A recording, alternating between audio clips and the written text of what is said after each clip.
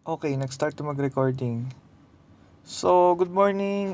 Ngayon, ituturo ko sa inyo kung paano pagganahin ng parallel space na application gamit ang Note 4, Samsung Galaxy Note 4. So, hindi ko sure sa mga ibang model, pero ang pinakaano lang dito is dapat may multi-window na function. Ayan.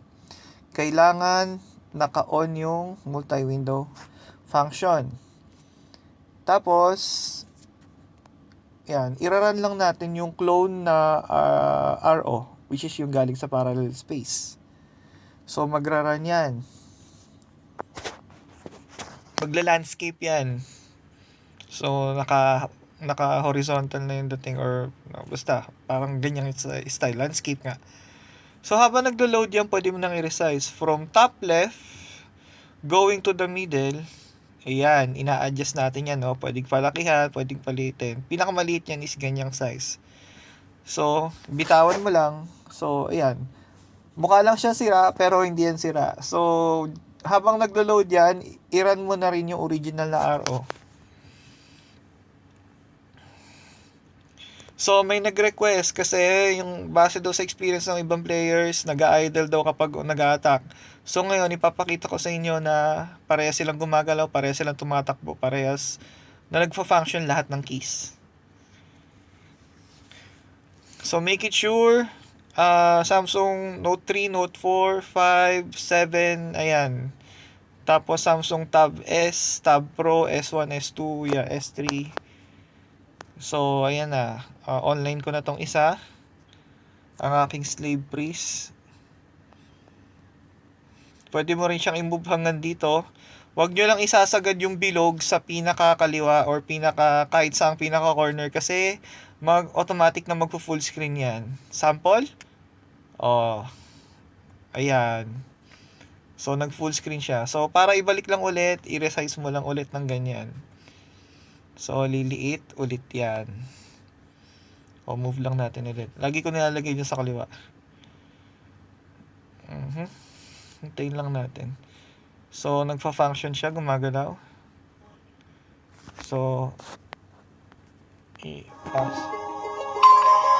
pasok lang tayo.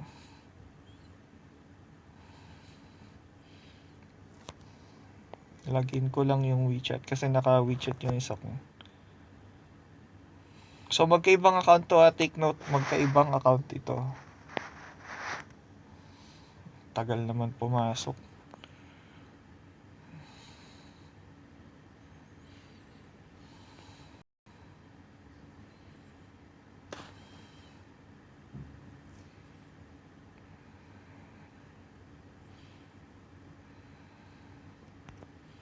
Yan, okay lang.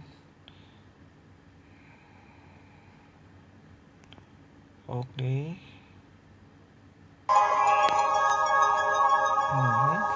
So, start name. So, pili ko yung aking paborito. Sniper.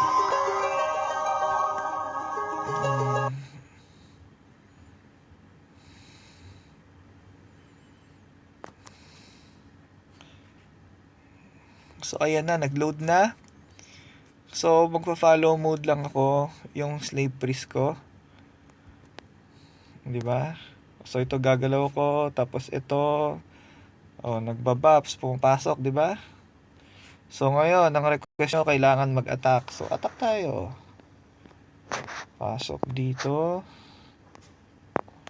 Yung as usual, yung bag sa pyramid 2, lagi tumatakbo mag-isa. So, attack all. Ayan. So, pwede kang mag-buff.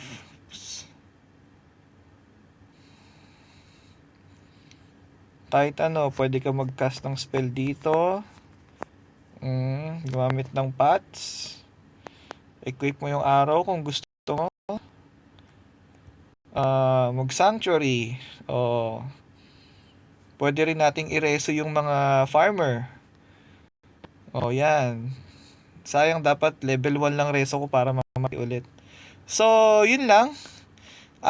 Additional info, ayun, pwede nating i-minimize yan. Huwag lang masyadong matagal. So, click mo lang tong bilog.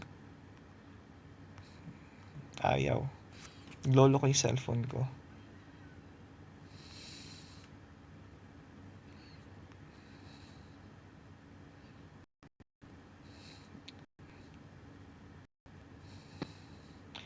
Ayan, may function yan.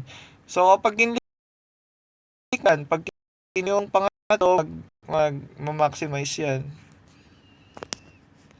Nag-crash pa.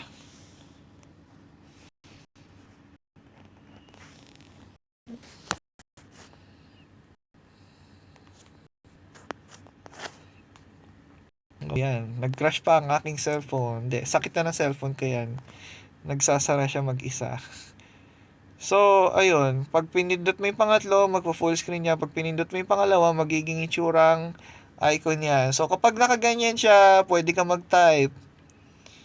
Walang istorbo. Kasi kapag nag-type ka, pag nakabukas to, magta-type ka, kaharang lang yan. Sample, ayan, ganyan ang itsura.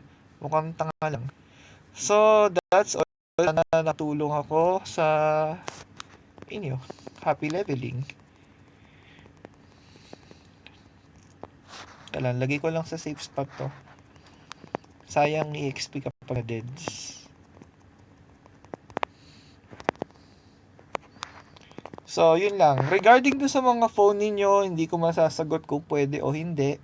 So, nandito na yung tutorial. Tinuro ko na sa inyong video. Kayo na bahala kung paano nyo i-apply or panginahin. Thank you. Bye-bye.